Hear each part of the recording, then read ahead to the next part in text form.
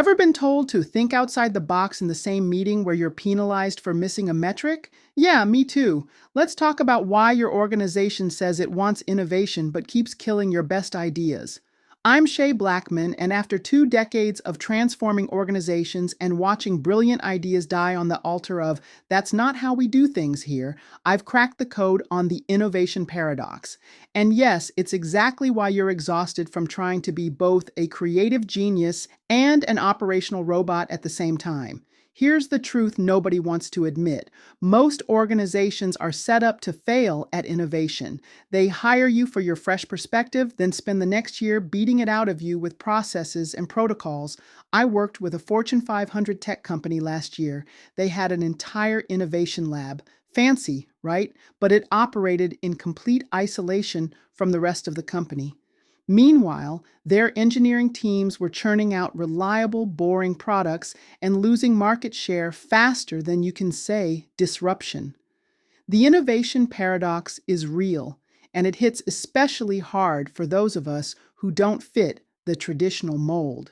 As a Black woman in corporate spaces, I've watched countless times as we're expected to execute flawlessly, no room for the creative risk taking that actually drives innovation.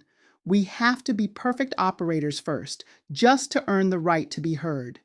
Then, when we finally propose that game changing idea, stay in your lane.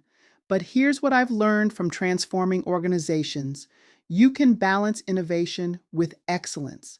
It's not about choosing one or the other, it's about creating systems that support both. First, redefine your success metrics. If you're only measuring consistency, guess what you'll get? More of the same. Start measuring ideas generated, tested, and implemented. Make innovation a KPI, not a nice to have. Second, create structured innovation time. Google's 20% time isn't just about freedom, it's about permission.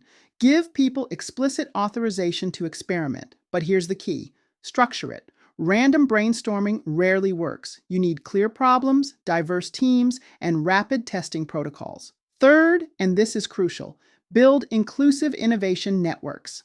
Innovation happens at the coffee machine, in those after-work conversations. But if you're consistently excluded from those informal networks, your ideas never get the support they need to survive.